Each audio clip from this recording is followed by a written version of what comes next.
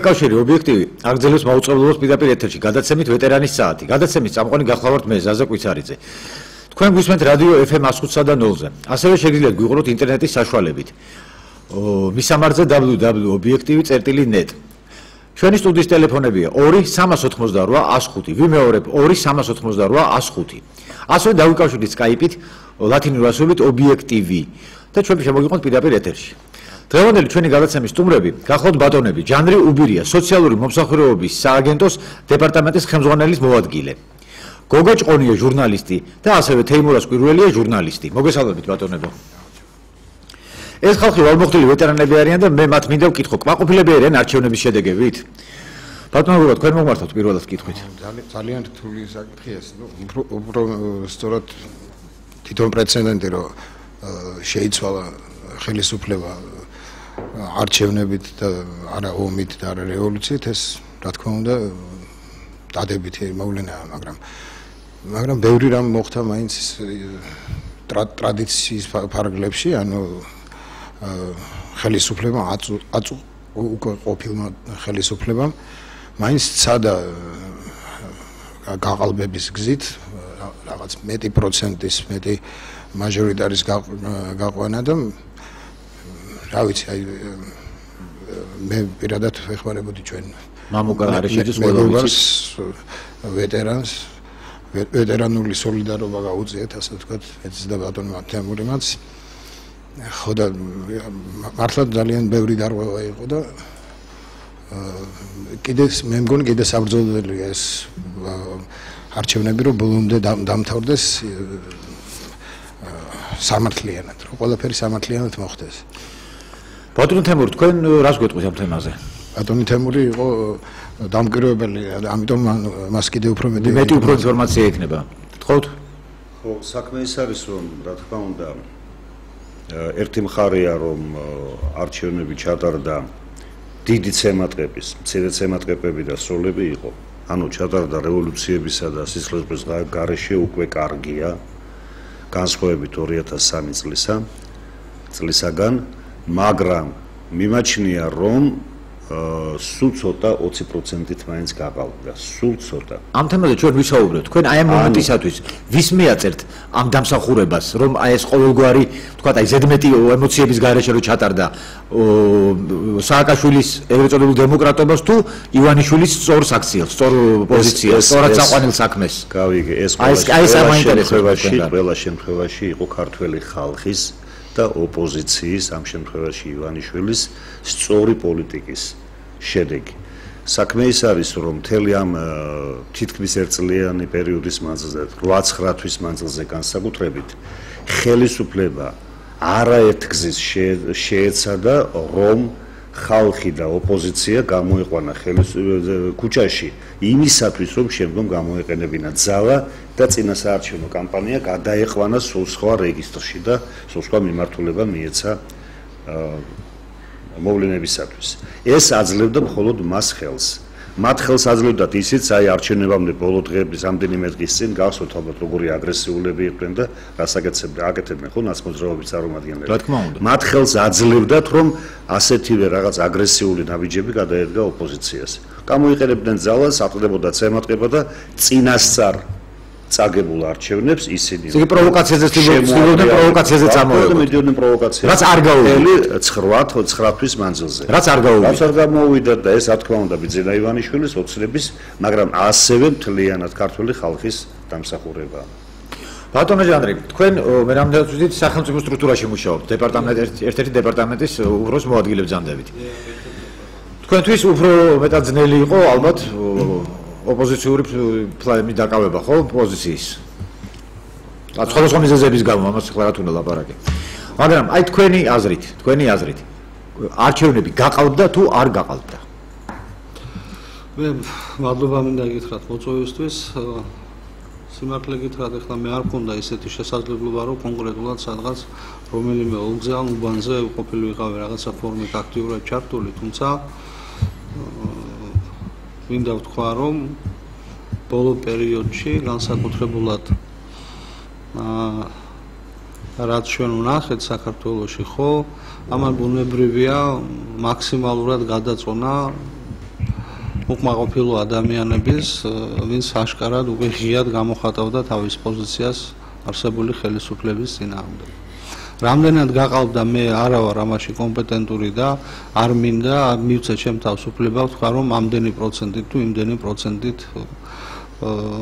გაყალბდა არჩევნები და მე მგონი ჩვენ დროა უკვე ნელ-ნელა ყველა მეტნაკლებად კომპეტენციის ფარგლებში ვისაუბროთ იმ თემებზე ვის შეუძლია თქვას გაყალბდა თუ არა ეს არის იქნება სასამართლო ჩემსას ვამბობ საწყენი არ უნდა იყოს არავისთვის ყველა თემაზე ჩვენ მეტნაკლებად უნდა მივეჩვიოთ იმას რომ წინასწარ არ ვთქვათ ის პირადად მე ჩემ თავს გულისხმობ მე არ მაქვს ხა შეიძლება ვიღაცა ამბობს 20%-ით გაყალბდა შეიძლება გამოვიდეს რომ 18-ით გაყალბდა ან 21 და ყოველ შემთხვევაში ჩემი პასუხი იქნება არასწორი ამიტომ თავს შევიგავებ თუმცა მინდა გითხრათ რომ ის ადამიანები ვინც მეტნაკლებად რაღაცა ფორმით ხარს უჭერდა ეხლა უკვე ოპოზიციურ ხელისუფლებას ძალიან დიდი როლი ითამაშა თვითონ საზოგადოებამ და საზოგადოებრივმა მუხტმა. რა თქმა უნდა ახალგაზრდებმა. და ძნელი იყო ახლა ყველა ადამიანისთვის, როდესაც სახში ვიდიხარ, მე მქონდა ძალიან ბევრ ჩემს თანამოაზრესთან მეგობართან საუბარი, სრულიად შეიძლება სხვა ფორმით უყურებდა ქართულ ოცნებას და მის რამოდენიმე ლიდერს თუ მთლიანად არა, ახლა მე არ მინდა არც პოლიტიკაში და იმაში გადავიდე, უბრალოდ ადამიანურად ვამბობ, რომ იმ კადრებმა ძალიან ბევრი რამ განაპირობა საქართველოში, თუნდაც აი ამ არჩევნების კუთხით. ბატონო ჯანდრი, პირდაპირ ეთერში ზარია, ჩვენ აუცილებლად უნდა მივიღოთ ჩვენი გადაცემის ფორმიდან გამომდინარე ზარი და თოთ ბატონო გისმენთ თქვენ პირდაპირ ეთერში ხართ. მოგმალობთ, გამარჯობათ. მოგესალმებით გოგო. ვაიმე იცით რა არის ექსპერტი კი არა, მე ადამიანი ჩვეულებრივ ვაწყობილ ვხდები რომ გაყავდა 40% იმათვის ხმა არ მიუცია. არც ერთ შემთხვევაში, მაგრამ ჩვენი რამე არ უნდა დაგვავიწყდეს. საქმე იმაშია, ღმერთმა მოგცა ეს გამარჯვება და ცოტა ღმერთით ვახსენო და ვთქვათ, რომ მართლა ღმერთმა მოგცა და ყველა გადაცემაში ჟღერსო ჩვენ დავიმსახურეთ. არა ბატონო, ღმერთმა მოგცა და ახალი ბახტრიონი მოიგეს შალვა ბიძინამ და ელიზბარმა სულიერად ასე ჟღერს ეს საკითხი და პიშობარმა დაგვიპარადა. თქვენ კი აქ თქოთ მე ყველა გადაცემაში ჟღერსო ჩვენ არა ზღერს ღვთისნაირ გარეშე არაფერი არ იქნებოდა და მადლობა შევწიროთ ღმერთს და ყველაფერი ისე გამოწოდებოდა რომ ხედავთ ხეთი ისე აღდგა ტყუილები ისე მიდის უკიფრად ტყუილები უკიფრად თვალებში გვაყრიან ნაცარს ზეწოლა და თურმე ყველაფერი რაც გაფუჭდა მათი ჩვენი ბრალია რამენაირად ერთი ახსენეთ თქვენ გაიხარეთ კარგად დადებოდეთ. მადლობთ ქალბატონო და მე ახლა თქვენ მოგაკვდით ერთ ინფორმაციას ბატონებო და აი მივხვდებით დაახლოებით რამდენი არის გაყალბება უკაცრავად ჯერ Skype-ზე არის მივიღოთ გისმენთ თქვენ პირდაპირ ეთერში ხართ Skype-ზე არის გისმენთ თქვენ პირდაპირ ეთერში ხართ თქობა არის მის კარგით უკაცრავად მე გაგაცნობთ ერთ-ერთ განცხადებას წინააღმდეგობის მოძრაობის ინიციატივით ადგილობრივმა სადამკვირვებლო ორგანიზაციამ საქართველოს დემოკრატიული პრინციპებისა და ადამიანის უფლებათა დაცვის კავშირმა განახორციელა საპარლამენტო არჩევნებზე მონიტორინგი. როგორც აღნიშნული ორგანიზაციის წევრები აცხადებენ, ქწანისის, საბურთალოს, ნაძალადევის, სამგორის, დიდუბის ოლქებში საარჩევნო უბნებზე რეგისტრირებულ ამომრჩეველთა რაოდენობაზე მნიშვნელოვნად ნაკლები ბიულეტენებია შეტანილი. საპარლამენტო არჩევნებზე ადგილობრივი სადამკვირვებლო ორგანიზაციის საქართველოს დემოკრატიული პრინციპებისა და ადამიანის უფლებათა დაცვის კავშირის დამკვირვებელმა ამ დროისათვის დაადგინეს რომ ესე იგი მაგალითად ნომერ 4 ქწანისის საარჩევნო ოლქის ნომერ 1 საარჩევნო უბანზე რეგისტრირებულია 1556 ამომრჩეველი შეტანილი ბიულეტენების რაოდენობა კი 1350. ნუ დაახლოებით ახლა აი მე რო ჩავიკითხოს ბოლომდე ხო სულ ესეთი განსხვავებებია ეს უბრალოდ მარტივი დათვლით ბატონებო არის 200 ბიულეტენი თითო უბანზე 40 უბანი იყო დაახლოებით ქწანისის რაიონში ეს 8000 ხმა არის მე ვიცი რომ სხვა უბნებში აქ ყველაზე ნაკლები მოხდა სხვაგან იყო ძალიან დიდი დანაკლისი. ეს მთელი ქვეყნის მასშტაბით იძლევა 600,000-დან 700,000 ბიულეტენის გაკრობას. რაც სავარაუდოდ. ზუსტად კარუსელისთვის გამზადება. ზუსტად ის პროცენტი არის. აქედან გამომდინარე მთლიანი ქვეყნის მასშტაბით გაყალბება შეადგინა 25-28%. აი ზუსტად თავის გუშინდელ წერილში ამაზე რა ამბობდა ქალბატონი ირმა ინაშვილი. ამ განცხადებასაც მე ცოტა მოგვიანებით მის ამონარიდებს გაგაცნობთ. ზარია პირდაპირ ეთერში გისმენთ ბატონო? ალო. გისმენთ?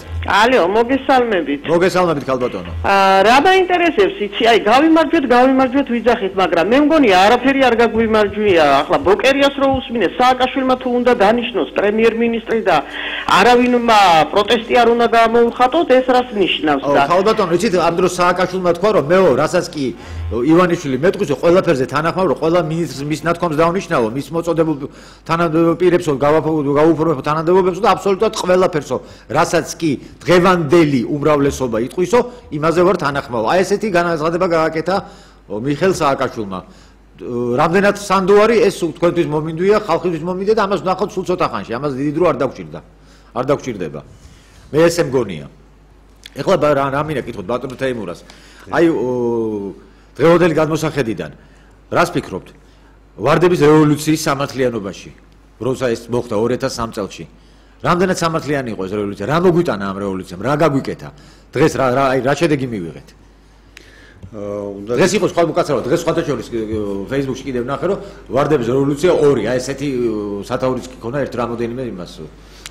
რამდენად მიზანში ვარდების რევოლუცია 2 ალბათ ეს ნაკლებად არის, მაგრამ რაც შეეხება ვარდების რევოლუცია 1-ს, ამ ვარდების რევოლუციამ ჩვენ სერიოზულად დავგხია უკან ცალკეული მიმართულებებით. პირველი, ის რომ ვარდების რევოლუცია მაშინ არ მომხდარიყო 2003 წელს რუსეთთან იდებოდა ჩარჩო ხელშეკრულება, რომლითაც გარდა სხვა საკითხებისა რეგულირდებოდა ის, რომ 6 თვის ვადაში, დაახლოებით 6 თვის ვადაში ბრუნდებოდა აფხაზეთი და ცხინვალი. ეს საზოგადოების უმეტესმა ნაწილმა სამწუხაროდ არ იცის და მაშინდელი რუსეთის საგარეო საქმეთა მინისტრის, ერთადერთი საგარეო საქმეთა მინისტრის ვიზიტი ვარდების რევოლუციის დროს იყო დაკავშირებული ამასთან. შეიძლებოდა ჩვენ დღეს უკვე ყოფილიყავით სულ სხვა მდგომარეობაში. ეს ერთი საკითხი. მეორე, მე პირადად 2000-დან 2003 წლამდე უნდა მოგახსენოთ, რომ ბევრი ვიბრძოლე, როგორც ერთმა კაცმა და ჟურნალისტმა, იმისათვის, რომ არ დამიშვა იგივე აი ამ ჯგუფის ხელისუფლებაში მოსვლა, რომელთაც მაშინ ერქვათ რეფორმატორები. შედეგები არის უმძიმესი, არის ათასობით ადამიანი დაღუპული, არის ბევრი ისეთი ღირებულება განადგურებული, რისი ხელის ხლებაც კი არ შეიძლებოდა და ნუ ახლა ამის ჩამოთვლა ჩვენ ძალიან შორს წაგვიყვა. ბატონ თემურას პირდაპირ ზარი ეთერში მაპატეთ უნდა შეგაწყვეტინოთ. კი ბატონო. გისმენთ თქვენ პირდაპირ ეთერში ხართ? გისმენთ?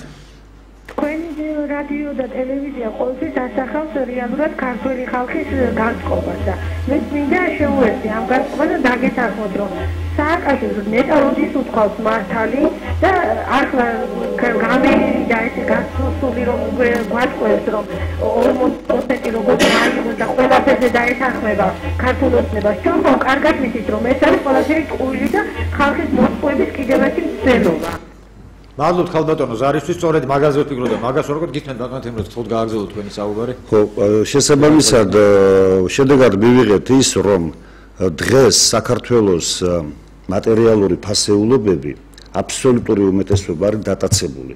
სწორედ ამ ჯგუფის მიერ. თუ მიაქციეთ ყურადღება, გუშინ ჰქონდათ მათ თუ არ ვწდები გუშინ შეკრება, აი ამ პარტიის ასე ვთქვათ ელიტას მე იქ არ ყოფილვარ და არ ვიცი რაზე თათბირობდნენ, მაგრამ ეს უკვე თავისთავად ცხადია, რომ ისინი დაკავებულები არიან დღეს იმ ასე ვთქვათ პრობლემით, თუ როგორ შეინარჩუნონ სხვებისთვის წართმეული, მითვისებული და დატაცებული სახელმწიფო ქონება. ეს ეხება მიწებს, ეს ეხება შენობანაგებობებს, ეს ეხება საწარმოო საშუალებებს და ასე შეულებრივი გზით მოიპოვეს. რა თქმა უნდა, თქვენ წარმოიდგინეთ, ეს არის უზარმაზარი ფინანსური პოტენციალი მათ ხელში თავმოყრილი აბსოლუტურად უკანონოდ და ნორმალური სახელმწიფოს ნორმალური განვითარების პირობებში, ნორმალური სასამართლოს და სხვა სამართალდამცავი სტრუქტურების პირობებში სამართლიანობა უნდა აღდგეს და დაუბრუნდეს კანონიერ მფლობელს. მე რა თქმა უნდა არ ვგულისხმობ კანონიერად ვისაც რაც აქვს ქონება იმის წარსულს და ექსპროპრიაციაზე არ ვსაუბრობ. ლაპარაკობ მხოლოდ იმაზე, რაც სისხლის სამართლის დანაშაულით, ჩადენით იქნა მითვისებული, რაც კანონების დარღვევით იქნა მითვისებული, კანონდარღვევით. თუნდაც ის ახლა კანონდარღვევით თითქოს არ არის ის, რომ გადაცემული, როდესაც პრეზიდენტი გადასცემდა, თითო ლარა ჩუქნიდა რაღაც ფასეულობებს, თავის გარემოცვას, საკუთარ დედას და ასე შემდგომ. კანონით ასეა, მაგრამ უსამართლოდ იქნა ეს გაკეთებული. უსამართლო კანონით და შესაბამისად ჯერის კანონებია წესრიგში მოსაყვანი, ძალიან რთული პროცედურაა და შემდგომ ამას უკუქმედების ძალაც უნდა მიეცეს. სხვა გზა არ არის. იქ სადაც სააკაშვილს დაჭირდა, ყველგან და ყველაფერში მისცე კანონს უკუქმედების ზალა. და არა მარტო მას საერთოდ ეს პრაქტიკაც არსებობს. კიდევ შეგაწყვეტინო დიდ ბოდის გიხდით. გისმენთ თქვენ პირდაპირ ეთერში ხართ. მოგესალმებით. მე მინდოდა მეთქვა სწორადაც აი ახლა ბატონმა რო თქვა. ყველაფერი, მაგრამ რატო ზეიმობს ქართველი ხალხი გამარჯვებას აი ეს მაკვირვებს ბატონებო? როგორ შეიძლება მაგათ 40% კონდეთ და კიდევ ამდენი ხანი აჯანჯლებენ რა უნდა 3 მილიონი ხმას რომ იყოს? რა უნდა და მაგის დათვლას? მე თვითონ ეკონომისტი ვარ და მთელი ცხოვრება მუშაობდი 70 წელსა ვარ გადაცილებული. ეს ხო სპეციალურად ხდება ყველაფერი ამისთვის გაწელვა და ძალიან ბატონო აბსოლუტურად გეთანხმები, დიდი მადლობა ზარდან. აი თქვენი გაკვირვების საპასუხოდ მე გაგაცნობთ გუჩინდელ განცხადებას ქალბატონი ირმა ინაშვილის მრავალჯერ იყო ჩვენს ეთერში ეს წაკითხული და მე უბრალოდ ამონ არის რამოდენიმე სიტყვით გეტყვით და აი მისი აზრი რა არის. ხალხო გამოვხილდეთ, ეიფორიის და სიხარულის ჟამი ჯერ არ მოსულა. გუშინ მატყუარა რეჟიმა საპნის ბუშტი გადმოგვიგდო. გამოცხადა რომ აგებს ხალხს საზეიმო განწყობილება შეუქმნა, ამ განწყობილების გამოხატვის საშუალებაც მისცა, საზოგადოება დაამშვიდა და ახლა ზემოა წერილი ფარული გეგმას ნელ-ნელა ასაჯაროებს. ცოტა ხანში ცენტრალური საარჩევნო კომისია ამ სიცრუეს დაგვიკანონებს და წურბელები უმრავლესობით მოგვევლინებიან პარლამენტში. ამზაკრული გეგმის ხორჩესმა ჩვენ არაფრით არ უნდა დაუშვათ. უნდა გამოვიდეთ ქუჩაში და ბოლომდე დავიცვათ ჩვენი ხმები. ბოლომდე უნდა აღვასრულოთ ჩვენი ქართული მოვალეობა. უნდა მოვითხოვოთ ოპოზიციას აღასრულოს თავისი მოვალეობა და დაიცვას ქართველი ხალხის ნება და არჩევანი. არავითარი 51, არც 53 და არც 55, არამედ რეალური 77%, როგორც პარტიული, ასევე მაჟორიტარული სიით. ვიმეორებს 77% და არც 1% ნაკლები. მივმართავ ოპოზიციას, ქართულ ხალხს, ანუ ჩვენ გვეკუთვნის მინიმუმ 100 ადგილი პარლამენტში, ამიტომ დაიცავით ჩვენი ხმები. არ შეიძლება მუდმივად იბრძოდეს ხალხი და ოპოზიცია უკან იხევდეს. ხო, ბიზინა ივანიშვილმა გუშინ განაცხადა, რომ ის პარლამენტში 100 ადგილს მოიპოვებს. დაუდექით ივანიშვილს გვერდში, მოიპოვოთ ჩვენი კანონიერი 100 ხმა. აი, მე გისვამ კითხვას, გაყავდა თუ არ გაყავდა არჩევნები? ფაქტია, რომ გაყავდა. ფაქტია, რომ სადღაც 25-დან 28%-მდე არის მოპარული კვლავ. ეს ყველაფერი კანონიერი გზით გაგვიკეთეს. ერთი ზარი მივიღოთ და მოგცემ საუბრის საშუალებას უკაცრავად ბატონებო. თქვენ პირდაპირ ეთერში ხართ, გისმენთ?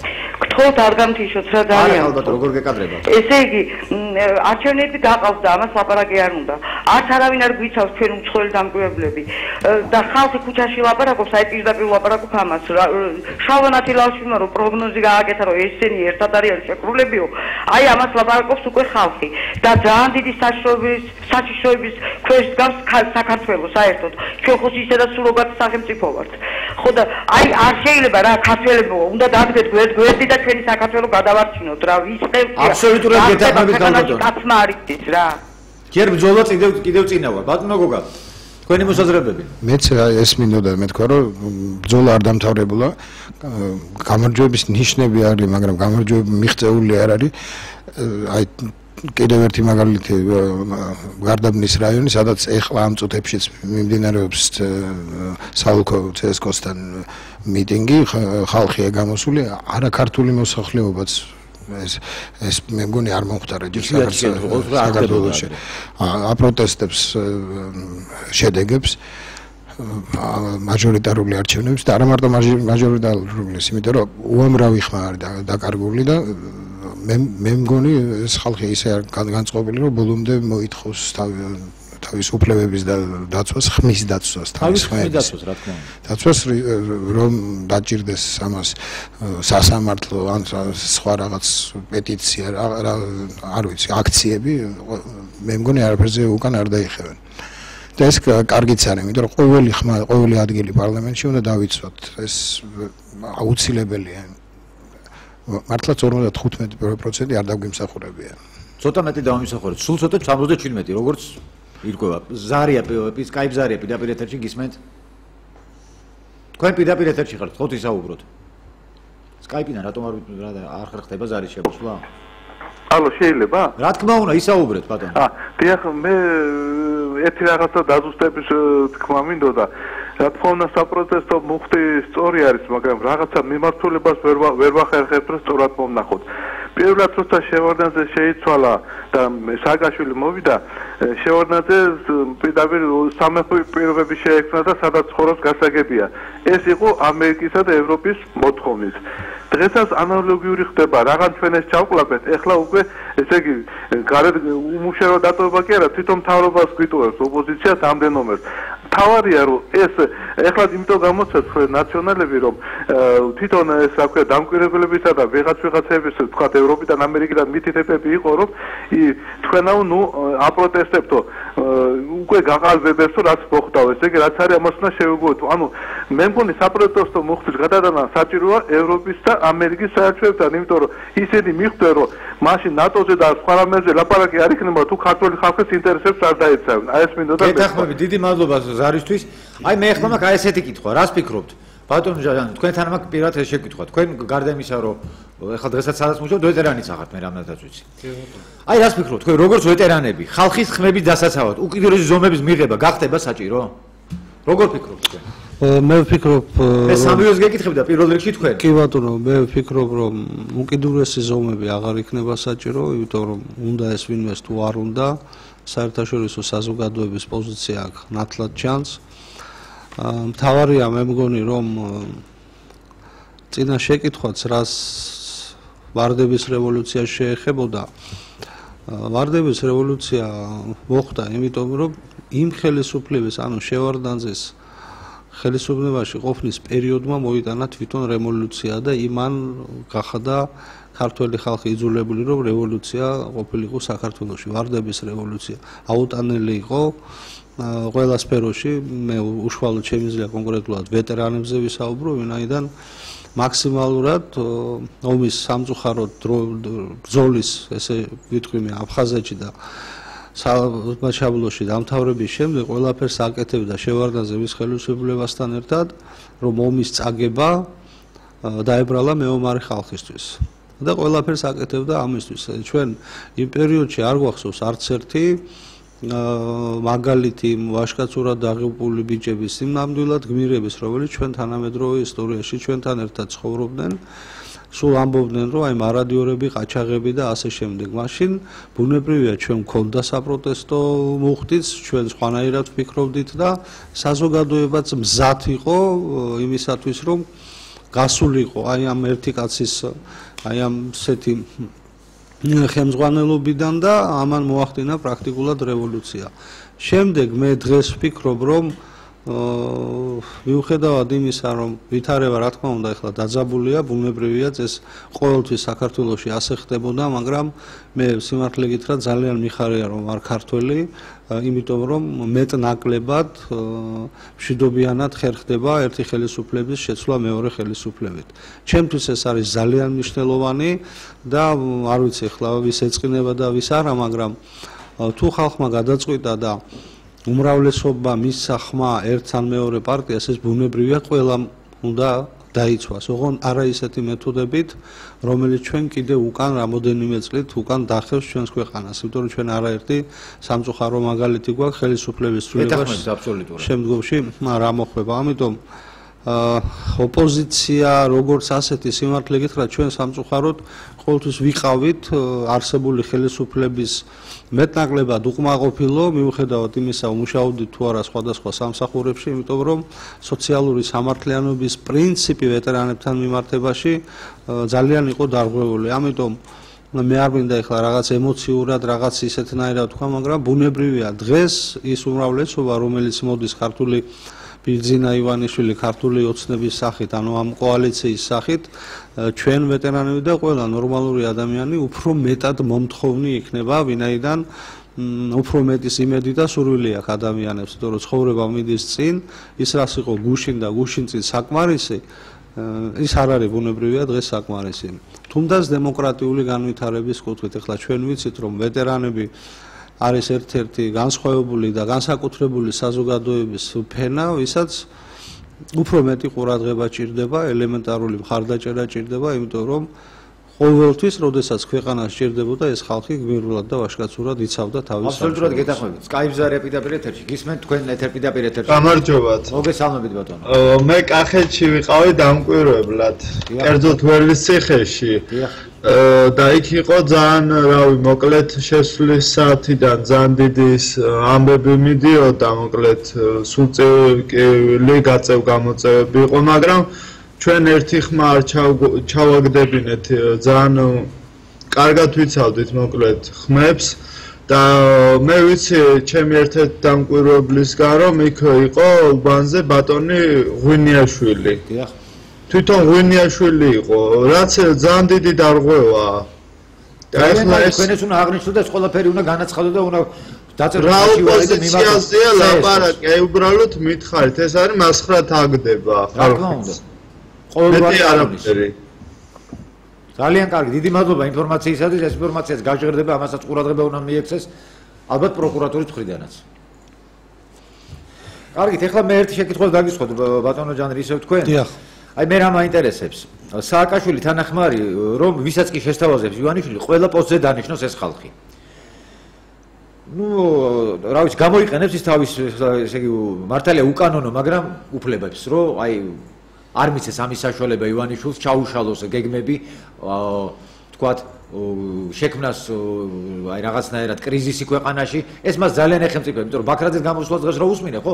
ჩვენ შეგვიძლია აბსოლუტური კრიზისი მოვაწყოთ ქვეყანაში, მაგრამ ჩვენ ამას არ გამოვიყენებდო.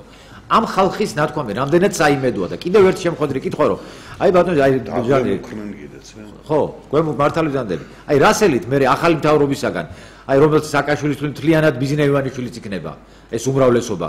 აი თქვენ ვეტერანები რასელით სულ მინდა რომ შეგეკითხოთ. კი ბატონო, მე მგონია რომ დღეს კრიზისის შექმნა საქართველოში ეს ხელსაყრელი არავისთვის არ იქნება. არც ქართული ოცნებისთვის და არც უფრო მეტად ბუნებრივია ნაციონალური მოძრაობისთვის, იმიტომ რომ სოფლიო საზოგადოებამ თქვა, რომ ქართველმა ხალხმა გააკეთა თავისი არჩევანი. ახლა შეიძლება ვიღაცა რა პოზიციაზე არ უნდა იყოს, ის არის დღეს საქართველოს პრეზიდენტი, მისი პირდაპირი მოვალეობა და ფუნქცია არის, რომ დანიშნოს ამა თუ იმ თანამდებობაზე ადამიანები და ბუნებრივია კოალიციის მიერ მოხდება ალბათ კი არა მოხდება წარდგენა ადამიანების დანიშვნაზე და ქვეყანამ რომ გააგრძელოს ნორმალურად შვიდად ფუნქცია თავისი მოვალეობა ბუნებრივია უნდა ეროვნული პრეზიდენტმა უნდა წარადგინოს თვითონ პრემიერ-მინისტრი და ეს როგორ მოხდება? კი ბატონო, ეხლა მე როგორც გავიგე, არის რაღაცა სამუშაო ჯგუფი შექმნილი ქართულ ოცნების მიერ, რომელიც უშუალოდ კონსულტაციების გზით ეს არის უკვე კონსტიტუციაში არ არის ეს დეტალები და ესეთი კონკრეტულად სამწუხაროდ გაწერილი, ვიცი ჩვენ რომ პრაქტიკულად ეხლა ქვეყნის მოწყობის და ასე შემდეგ პრაქტიკულად არ არის ეს კარი, მეოთხე კარი საერთოდ ამოღებულია ქვეყნის ტერიტორიული მოწყობა და ასე შემდეგ. მიუხედავად იმისა, რომ არის რაღაცა კრიზისი, აქ საერთაშორისო ორგანიზაციების ბუნებრივი აქტიურად უნდა იყვნენ ჩართული და ის ადამიანები, ვინც დღეს მოვიდნენ ხელისუფლებაში, აუცილებლად უნდა შენარჩუნდეს ის მშვიდობა, რაც არის დღეს მაქსიმალურად საზოგადოებაში. ანუ არავის არ უნდა უკან დაბრუნება და არავის არ უნდა ისევ დაპირისპირება და რაღაცა ცუდი მოხდეს.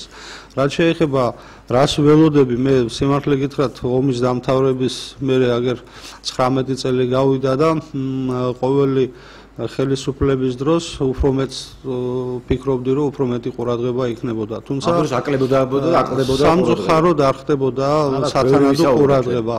და მე იმედი მაქვს, რომ უფრო მეტი მოთხოვნა იქნება, ეხლა უკვე უმრავლესობის ანუ იმ ადამიანების მიმართ, ვინც მოვიდა ხელისუფლებაში და სოციალურად სამართლიანი სახელმწიფოს შექმნაზე აქვს პრეტენზია, ბუნებრივია ყველა იმ კონკრეტულ დეტალს, რაც წინა ხელისუფლებების პერიოდში არ იყო გათვალისწინებული, უფრო კარგად ღრმად, ძირფესვეულად უნდა შეისწავლოს და ყველა ეს პრობლემა უნდა იყოს მოგვარებული, იმიტომ რომ ეს ბუნებრივია აუცილებელი კომპონენტია ჩვენი ქვეყნის მომავლისთვის. ჩვენს მაგის დიდი იმედი გვაქვს. პირდაპირ ეთერში ზარია, გისმენთ ბატონო? მოგესალმებით. მოგესალმებით ალბათ. და არის 1-2008 წელს მოიგო საქართველოს რუსეთთან ომი და ეხლა ქართულმა უცნებამ ხმები, როცა ხმას არიღებენ, თუ ჩუმად არიან, აუცილებელია ბატონი ბიჯინა გამოგზარდეს და თქვათ, რა იყო ეს გარიგება, იყო რატოთ მოვსვით რომ ჩამოსულები იყვნენ ლობისტები ნაციონალური პარტიის, თხოვდნენ 40% და ზუსტად აქეთკენ მიდის ყველაფერი.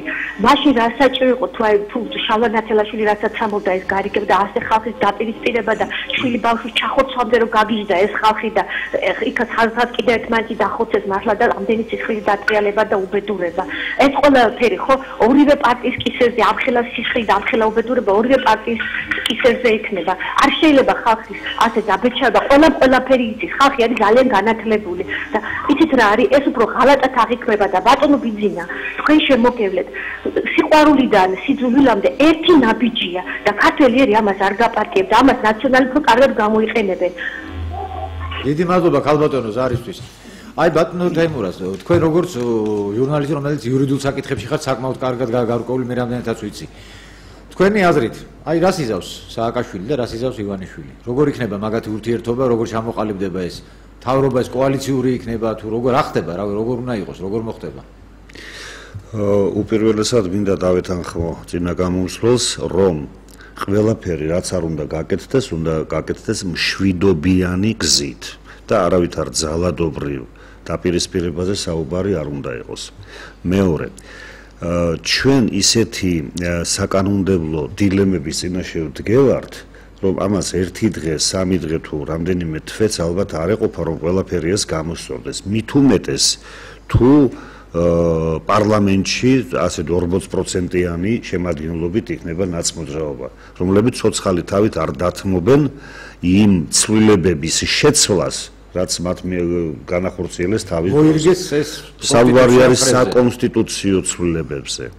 ყველაფერს რომ თავი დავანებოთ საუბარი არის ასევე თუნდაც პარლამენტის ქუთაისში გადატანაზე, ვითომ ქუთაისელებს რომ მიეფერა და ესე. დამისახელეთ ერთი ქართველი მეფე, ერთი ქართველი მართველი, რომელსაც ჰქონდა საშუალება და დედაქალაქი არ გადმოქონდა თბილისში. ამაში იყო დიდი სტრატეგიული წინდახედულება. აქ არ იყო უბრალოდ იმაზე, ვის იმერლებს მივეფერებით, კახელებს თუ ქართველებს. ამ ასე ვთქვათ იმიდან სურვილებიდან არ გამოდიოდა არც ერთი მეფე.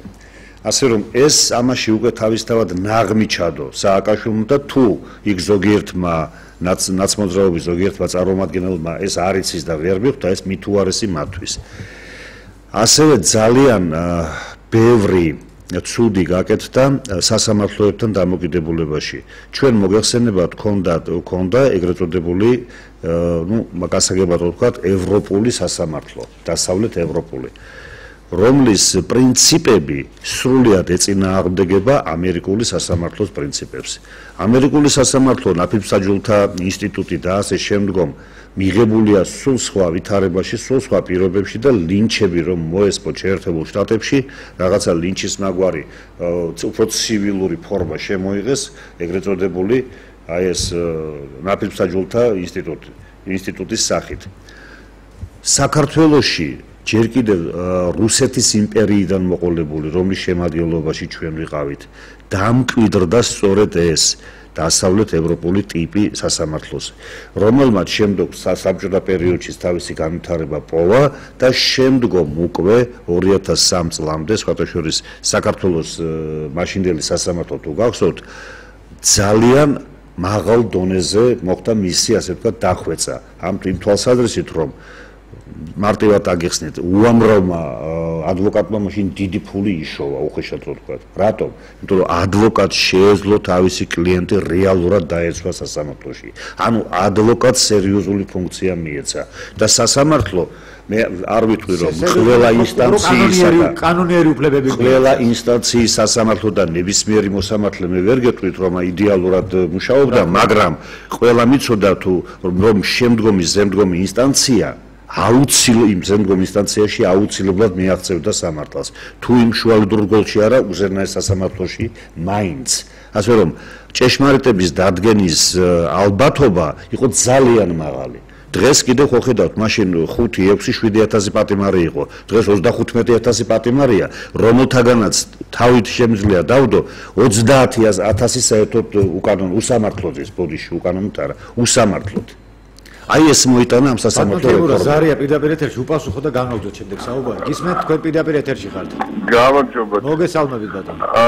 ეხა ქალბატონი გამოვიდა და მე 100% არც მეთანხმებით. არ გვინდათ რა ხალხო ესეთი წყალწყალი ლაპარაკი. ღირსების არა მარტო ის კი არ არის რომ იქ რაც მოხდა იმ ციხეში და ეს ყველაფერი. ღირსების აყრაც არის ეს უკვე ერის გაბითურება თუ მოხდა ხო? აი ქალბატონმა მართალი თქვა რომ სიყვარული და სიძულვამდე ერთი ნაბიჯია და იცოდ ქართველი არავის არ აპატიოს ქართველებს დიდი გამოცდილება და კიდე გეუბნებით ეს ყველაფერი ხო ფალსია ეს ყველაფერი ხო არის ტყუილი რომ ამ ნაციონალებმა ამ პროცენტი მოაგროვეს ხო დაგვიდგეს ყველა რაღაცა მექანიზმი შევიმუშაოთ რაღაცა რომ ეს ყველაფერი აგძულს ხალხი ისინი და დიდი სიყვარულიდან დიდი სიძულვეში ნუ გადავალთ გამიგეთ ბატონო ჩემო აი თქვენი ზუსტად თქვენი სიტყვების sapasუხოდ მინდათ გითხრათ რომ 2 საათის უკან დაახლოებით აქ იყო მოსული ბატონი სოსო ჯაჭულიანი ბატონ სოსო ჯაჭული და ბატონ სოსო მანჯაუიძეს ვესაუბრე და ბატონ სოსო ჯაჭულიანმა გამანადგურებელი ანგარიშით მოუგო გლდანის რაიონში თავის ოპონენტს. აი გამანადგურებელი ანგარიში, მაგრამ სოსო ჯაჭულიანი იყო საშინელი უკმაყოფილო და უკმაყოფილო იყო ისიც რისი? თავისი მას 51%-იც ყოფნიდა. მოაგროვა 80%-მდე. 72 რაღაცა ეს პროცენტი. ხო ზუსტად არ მახსოვს, არ აქვს მაგას მიცულობა, მაგრამ კაცი იძახდა, მეო დამაკლესო მინიმუმ 15%-იო. ეს მე კი არ მჭირდებოდაო. ეს იყო საჭირო პარტიისთვისო, კოალიციისთვისო, რომლისთვისაც ეხლაო პარტიული სიითო გაყვანილი ეყოლებოდაო და არა ამდენიო 50-15-იო თუ 65-იო თუ 87-იო, არამედ უკვე 4-5-ით მეტიო. ასეთი ოლქი უამრავია, ხო 73-ია. თითო კაცი და ნახევარ კაცი რო შეგროვილიყო, ის 100 რაოდენობა რაც ირმაინაშვილი ამბობდა რაც აბსოლუტური სიმართლე აბსოლუტურად ნამდვილი არის იქნებოდა მიღწეული. და პრობლემაც ყველანაირი კოალიციის შექმნა შემდეგ ამ მაშინ რა ქვიან პარლამენტში და ამ მინისტრთა კაბინეტში აღარ იქნებოდა საჭირო. იქნებოდა გადაწყვეტილი და კანონიერების აღდგენა იქნებოდა ბევრად იოლი ვიდრე ეხლანდელმა რეალობამ შეგვიქმნა ჩვენ. ბატონო თქვენ რას გვეტყვით? ძალიან უკაცრავად ბატონო თქვენ გველოდებოდით მე ვერ მივხვდი. კი ბატონო გისმენთ თქვით? უკაცრავად ძალიან თქო ეს ყველაფერი საჩუქარია ჩვენ გავაკეთეთ ღმერთთან ერთად და ძალიან თქო თუ ჩვენ ამ მონაპოვარს რაც კიდე გავზა ბოლომდე არ ვიბრძოლებთ ჩვენი რა ვიცი როგორც არ უნდა დავი ბოლომდე არ დავიჭებით ძალიან წარეთ დავიჭებით ნეტა მე გავთხუნდი და ნეტა მე მწვანი ვიყო დავიჭებით ვერანაირად ვერ დავიჭერებ მიხელ სააკაშვილის აი კეთილგონიერა ის სიკეთეში რომ აი ესე ადულად დათმო თავისი ყველაფერი მან ვერანაირად ვერ დავიჭერებ რა თქმა უნდა ეს ხო იდიოტიზმია რა გეხვეწებით რა ეხა გახდა არც არავის არ გონიერები უნდა ვიყოთ რა კი ბატონო გეთახმებით ბატონ გოგას ვთხოვ ბატონო გოგა აი თქვენს ჯაჯინებული გამოვდივარ მაგრამ აი მე მაინტერესებს მაბატეთ შეგეკითხოთ აი მამუკა არეშიძისთან რაც ხდებოდა იქ აი როგორ გაიმარჯვა ბატონო მამუკამ რა პროცენტები იყო ესენი და როგორ სინამდვილეში რა უნდა ყოფილიყო ხდებოდა ეხლაც ხდება ხო ეხლაც ხდება იმიტომ რომ არ დამთავრებულა ეს პროცესი გარდაბნის იგივე ხდება ზუგდიდში ხაშურში კი ბატონო ხაშურში თუ არ ჩაიშალა უკვე ნუ აი კონკრეტულ დარღვევებზე გეტყვით დაუშვათ არის მარტყოფში რამდენიმე ოლქი სადაც ჯარისკაცებს უნდა მიეცათ ხმა ჯარისკაცებს არ აქვს საერთოდ უფლება ხმა მისცეს ვისცენ მაჟორიტარებს მხოლოდ პროპორციული სიით აქვს უფლება მიცენ ხმა ხო მაგრამ 2 თუ 3 ოლქში ჩაითვალა რომ მათ აქვს უფლება მისცენ მაჟორიტარებს და ცხადია ეს ყველა ოლქის თავმჯდომარე მოვიდა და სიტყვიერი ბრძანება გამისცა იმას ბოდიში რომ თავმჯდომარეს საარჩევნო უბლის თავმჯდომარეს მიეცით მაჟორიტარულ იმაზეც ხმის მიცემის უფლება ყველასო და დაიხურა ხუთ და წავიდა ვინ წინააღმდეგობას გავიწევთ ვაყარეთო ანუ დამკვირვებელი თუ კომისიის წევრი თუ ხმას ამოიღებდა უნდა გავეყარეთ მაშინ და საჩივრებია დაწერილი შესაბამისი ვერ მოახერხეს არა საჩივრები დავწერეთ იმიტომ რომ ახლა ვერ მოახერხეს თქვენ რა თქმა უნდა ახლა ვერ მოახერხეს მაგრამ ჩაატარეს კენჭისყრე ჩაატარეს რაც ფავორია და ესე იგი ეს 4000 ხმამდეა დაახლოებით რაიონის მასშტაბში მიიღო რა რამდენი პროცენტი მიიღო დაზუსტებული ინფორმაცია არა 40-ზე მეტი მიიღო და მისმა მოწინააღმდეგემ აი CSKO-ს დათვლით მიიღო 50-ზე ნაკლები რაღაცა. ეხლა ამასთან დაკავშირებით თუ შეიძლება მაგრამ ნუ აი თვითონ უბანზე ვიყავ. ჩავთვალეთ ეს 4000 ხმა კიდე რაღაც სხვა უბნებში გაყალბებული სურათი კარდინალურად შეიძლება. ყოველ შემთხვევაში ის რომ ეს შევიარაღებელი თვალით ჩანდა იმ დღის განწყობა მოსახლეობაში რომ არაშიძე იგებდა აშკარად. მაგრამ ნუ რეზულტატი რომელიც CSKO მოიგო არაშიძემ და მე ახლა თქვენ რომ მეუბნებით გაყურებული გიყურებთ იმიტომ რომ ხო ნუ არა მამუკა მოიგო მაგრამ დაუმალეს ხმები და ზოგი ჩაუყარეს პირი. კურტანიძის ამბავიც გაგონილი გაქვთ ხო რა სასწაული მოახდინეს იქ. მე არ ვიცი ლაგოდეხში ლუკა კურტანიძის პიროვნება და მაგაზე მიმატებული ბიზნე ივანიშვილის პერსონამ როგორ შეიძლება წააგოს ვინც კი არ უნდა დააყენონ იქ ლაგოდეხში. და 33% თუ რაღაც გამოუცხადებს რა სასწაული რაღაც. ხო. არ ვიცი მე დაუჯერებელი ძალიან მარტივად გასაგები იქნება თუ დავაკვირდებით სად აიღეს დიდი პროცენტები ნაციონალებმა. ეხლა დავაკვირდეთ აი იგივე გარდაბნის მაგალითს. გარდაბნში მამუკა არაშიძემ და ნაციონალებმა ყველგან სადაც კი ქართული მოსახლეობა იყო აიღეს 70-ზე მეტი. ოცნებამ და მამუკა არაშიძემ. ხო, ოცნებამ და მამუკა არაშიძემ. ესე იგი 70, 75, 80% ასეთი იყო. ყველგან ეს და იქ რომ გენახათ ეს ენთუზიაზმი იყო და რა ხდებოდა გასაგები გახდებოდა ყველაფერი. და თან მნიშვნელოვანი არის რა ჩემთვის რომ მე მარტყოფშიც ვიყავი, ნორიოშიც იქ ტრენინგებზე ხო და რომ დავაკვირდი ხალხს იცით რა და იქ ასევე ნაციონალების შტაბს შტაბში იმ ასეთ უბნებში სადაც იცოდნენ რომ ვერაფერს ვერ გააკეთებენ არავითარი აქტიურობა არ იყო საერთოდ მიშვებული ჰქონდათ იმიტომ წინასწარ იცოდნენ რომ ეს წაგებულია და ის პროცენტი რაც იყო ის დადგებოდა მაინც მაგრამ რაც შეეხება აზერბაიჯანელები დასახლებულ სოფლებში იქ ჩაატარეს კარუსელები იქ გარეთ იდგნენ და ბეშ ეუბნებოდნენ ამათ ხუთი იქ ვიღაცები გააქციეს იმიტომ რომ იცოდნენ რომ ის ოცნებას აძლევს ხმას და არ შეუშვეს უბანზე და ჭიდაობამდეც მივიდა იქ შეურაცხყოფები იყო მუქარები ნუ ეს ყველაფერი გადაღებული მაინც აქვს ნაწილი გადაღებულია ახლა ყველაფერს გადაღებული დარღვევები აქ ამაზე აღარ არის საუბარი ეს ვიცი ხო ეგ რა შეეხება ის მამუკარიის პრობლემას როდესაც სამი სამხედრო ნაწილია სამი სამხედრო ისა ბოდიში საარჩევნო უბანი სამხედრო ნაწილებში ნუ ეს არის 1200 ზოგან 1500 ზოგან არ ვიცი 3000 ეხლა იმ უბანზე სადაც მე ვიყავი 1200 ამორჩეველი იყო 1200 დაახლოებით 1200-დან შეჩერებული ჰქონდა მაჟორი ნუ დაახლოებით 1000 ხმა მიიღო ოპონენტმა ნაციონალური მოძრაობა ჩვენ გადაცემის დაწყებამდე ესეთი რაღაცაზე ვსაუბრობთ ეხლა მე ზარი მივიღოთ პირდაპირ ეთერში გისმენთ ბატონო თქვენ პირდაპირ ეთერში ხართ გისმენთ ბატონო პირდაპირ ეთერში ხართ ალო გისმენთ ხალბატონო არ გამთიშოთ ოღონდ რა როგორ გეკადრება რა მაინტერესებს იცი აი ერთი ეს რესპუბლიკელები და აი ოცნებაში რო არიან გაერთიანებული აი ეს ადამიანები მოიწვიეთ რატო ხმას არ იღებენ ეხლა მოკალათდნენ იმიტომ რომ პარლამენტში შევიდნენ ესე როგორ შეიძლება ჩვენ კარგად გვახსოვს მაშინ 2007 წელს ყველა რო შევადნენ იმაში პარლამენტში რადგან გაინახდეს თავი გამოვიდნენ ეხლა და 29-ში რომ მოვაწყეთ აქცია ესეთი აქცია მოვაწყოთ CSKO-სთან და ის უცხოელების რო არიან ჩამოსულები რას მიკეთებენ რას აკეთებენ ხორებივით მაპატიეთ ამ გამოთქმაზე ჭამე ყლაპავენ და ფულებით დაკრთულები საქართველოსთან მიდიან მე არ მინდა ეხლა ბიძინა ივანიშვილი მიმართ განვეწყოთ სუდად მაგრამ ხო ხედავ ადამიანები უკვე აგრესიულად ვართ განწყობილები რა ზეიმი რის ზეიმი და დაშფანდურა არა ერთი წუთით რა ის რა ქვია ჩვენ ყველამ უნდა იცოდეს იმოცნებაში არავისთვის არ მიუცია ხალხს ხმა ეს მხოლოდ ბიძინა ივანიშვილს მივეწით ორივე მხრიდან ხმა რაც შეეხება ირინა ინაშვილს და თქვენ ტელევიზიას აი ესეთი ხალხი უნდა ყავდეს ბიძინა ივანიშვილის გვერდში ის არის 21 საუკუნის გმირი ირინა ივანიშვილი როგორც ხალხატონი ძლიერი პიროვნება და ფოფხაძე და ის მესამე გვარი აღარ არ ვიცი ბედუქიძე მზეა თუ რა ვიცი. აი ესენი, აი ესეთი ხალხი უნდა ყავდეს და არა ის, ეხლა რო ყავს, მაგას ადრე ვიზახოდით ხალხი რომ უარგისი ყავდა ივანიშვილს, გამოვიდნენ ეხლა და ამოიღონ ხმა. ბოლო ჟურნალ თუ ყვე და ისვენებენ დაღლილები არიან. კარგი.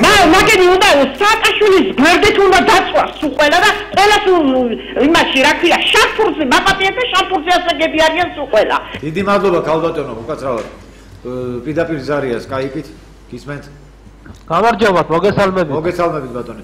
ხო იძახით 500-ო აძალებდნო რომ 5-იანი შემოეხაზათ. ხო გაიმარჯვეთ, ახლა ნახავთ რა როგორ რა იქნება რა ცვლილებები წავა არა და ისევ მოუწევს მაგას თავისი წასვლა. იძახთა სააკაშვილზე რომ არ იქნებაო მაგიო მართველიო როცა მოვა ხელისუფლებაშიო და ახლა უკვე ისეთ რაღაცებს ამბობს რომ ურთიერთობებს დავაგებ და ყველაფერი კარგად იქნებაო. ნათელაშვილს რატო არ იწვევს პირდაპირ ეთერში?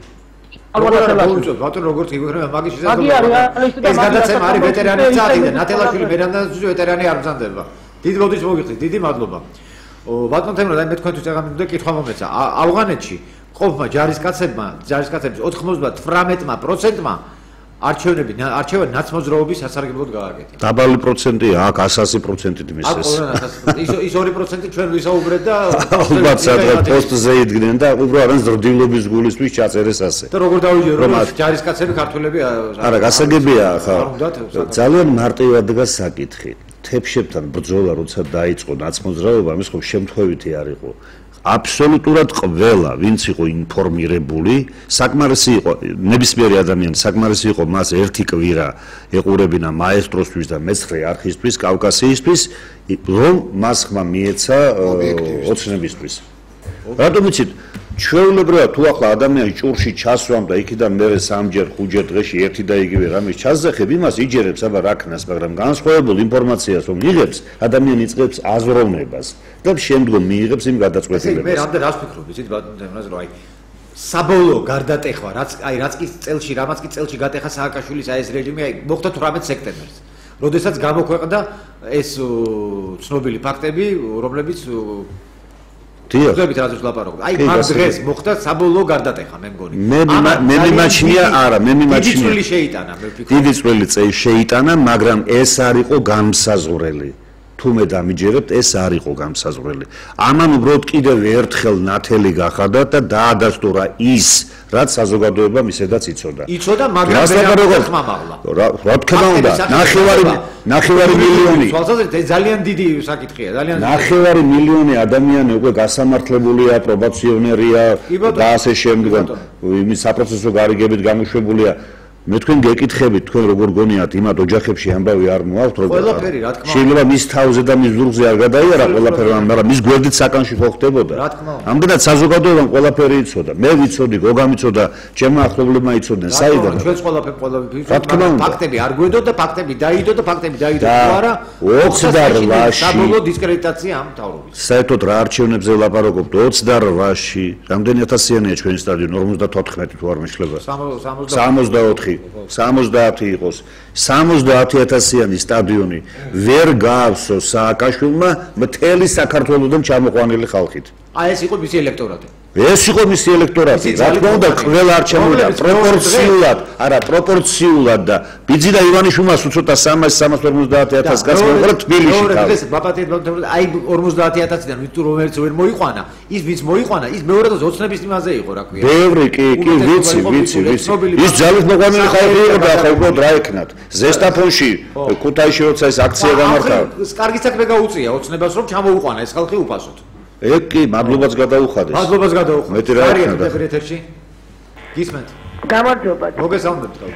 გუშინ საღამოს ადამასენი ყავდა მოწეული სტუმრად მაკარაძეზე და მათ ასეთ რამ თქვეს. თუ როგორ გამოაძევეს უზენაეს საბჭოდან კომუნისტები. ეხლა კომუნისტები და საბჭოდან ინტემ გამოაძევეს დარტყმატო კომუნისტები, რომ ისინი ეწევიან მოღალატე საქმიანობას. დღეს თუ ნაცები ესენ დარჩენ აქ პარლამენტში, ისინი იგივეს გააკეთებენ. ანუ ეს არის ერთი ჯგუფი, რაღაცა გუნდი, მარადიული ხელისუფალი, რომელიც ხან მოქალაქეთა კავშირით ხან, სამხედრო საბჭოთა ხან, ნაცების საბჭოთა ხან, ბატონო იმედი მაქვს რომ ეხლა ესე არ იქნება. დიდი მადლობა. ჩვენ ძალიან ცოტა დრო გვაქვს დარჩენილი. ბოდით მოგიხდით ქალბატონო. ეს გადაცემა არის ვეტერანის საათი. ჩვენ მაინც პირველ ყოველთვის უნდა გავაკეთოთ აქცენტი ამ ხალხზე, რომლებმაც მე აი გადაცემის დასაწყისშივე ვთქვი, რომ ამ ხალხმა პირნათლად მოიხადა ვალი ჩვენი ქვეყნის წინაშე. აქ ვინც მიზიან ეს ხალხი სულ ყველა პირნათელი ხალხია თავის ქვეყნის წინაშე. ამ ხალხს უნდა გაუწიოთ ძალიან დიდი ყურადღება უნდა მიექცეს ამ ახალი მთავრობის მიერ. მე ასე ვფიქრობ ყოველ შემთხვევაში. თვითონაც ამისი იმედი აქვს, თვითონაც გამოხატეს და თქვენს რომ იმედოვნებენ ყოველ შემთხვევაში რომ ახალი მთავრობა მოვა და ახალი რეალობა შედგება და ყველაფერი იქნება უკეთესობისაკენ და უკეთესობისაკენ წავა. არ ვიცი აი კიდე რა შეიძლება ბატონო გოგაო ვთქვათ რომ აი რა რისი რა გავაკეთოთ კიდე რა როგორ შევაჯამოთ ეს ყველაფერი. კიდევ ერთხელ შეგვიძლია გავახსენოთ ჩვენ მსვენელს და მაყურებელს რომ ადამიანი რომელსაც ჩვენ სულ ლაპარაკობთ თემური ისიც ვეტერანია და ვახტანგ გორგასლის ორდენის კავალერი ანუ გმირია და მე მინდა რომ ვისაც შეუძლია დაუჭიროს მხარი იმიტომ რომ მისი ბრძოლა გრძელდება მე პოლიტიკოსებს მიმართავ და უკვე მოგებულ პოლიტიკურ ძალას რომ ყურადღება გამოიჩინონ თავიანთ მეგობრებისადმი რომლებიც გარდაბანში აგრძელებენ ბრძოლას. არა მარტო გარდაბანში მე ვფიქრობ რომ უნდა გასაჩივრდეს ყველა ზუგდიდში ხაშურში და ოფის სადაც ეს თან ეს ყველაფერი სასწრაფოდ გასაგებია სანა ვადებმა ბრძოლა არის ჩასამთავრებელი ეს პრინციპის და ღირსების საკითხია მე ვფიქრობ და ეს უნდა მოკლედ ჩვენ უნდა განავზოთ ბრძოლა 100 ადგილისათვის პარლამენტში. რა თქმა უნდა. ყველანაირად, ყველა მიზეზ გარეშე, ყველა ავი უფლება კი გვაქვს სხვა რამის? მე მგონი არა გვაქვს რა. მე მგონი თუ შეიძლება დავამატებ. რა თქმა უნდა. ჩემი აზრით პრობლემას გადაჭრის, რა თქმა უნდა ის 100 ადგილი, მაგრამ გლობალურად პრობლემა გადაიჭრება მაშინ, როდესაც დაიწყება ის სასამართლო პროცესები, რომლებიც გარდაუვალია. და ეს აუცილებლად იქნება და ეს სასამართლო პროცესები ფაქტობრივად იქნება ნაცმოძრაობის სასამართლო პროცესი. აი ეს კიდევ ნაციონალურ მოძრაობას აიძულებს რომ გადავიდნენ სხვადასხვა პარტიებში და ალბათ სადღაც 1 წლის შემდგომ საქართველოს პარლამენტში ამ ნაცმოძრაობის საფუძველზე აი ამ ხალხის საფუძველზე გაჩნდება 3, 4 ან 5 ახალი ფრაქცია რომლებსაც ერთხმევათ ქრისტიან-დემოკრატები, სიტყვაზე ვთქვათ ლეიბორისტები და ასე შემდგომ თავისუფალი საქართველო ახლა მე კონკრეტულად კი არ ვამბობ მაგრამ პრინციპში ასეთი რამ მოხდება იმიტომ რომ მალე სირცხვილი იქნება გერქვას ნაცმოძრაობის წევრი ჯერჯერობით მათ აერთიანებთ ის ეკონომიკური ინტერესები რაც გითხარით მე და ეს აიძულებთ რომ იყვნენ შეკრულები მაგრამ როდესაც მოხდება აი სასამართლო პროცესი რომ დაიწყება ნიურნბერგი კიდე მოსალოდნელი არის პროცესები როცა დაიწყება მე ნახეთ თქვენ რომ აი ამ ბირკის ჩამოსახსნელად იარლიკის ჩამოსახსნელად რომელ ხელს იპოვის ბატონო მე კიდევ ერთხელ შეგახსენებ ჩვენი გადაცემის სტუმრები იყვნენ ჯანრი უბირია გოგა ჭყონია და თეიმურას კვირკველია დღევანდელი ჩვენი გადაცემა ამით უნდა დავასრულოთ ძალიან დიდი იმედი მაქვს რომ ჩვენი ბრძოლა ამ ხალხის ბრძოლა მივა საბოლოო გამარჯვებამდე კეთილი სურვილებით გემშვიდობებით და იმედია რომ ყველაფერი კარგად იქნება კარგად ბრძანდებოდეთ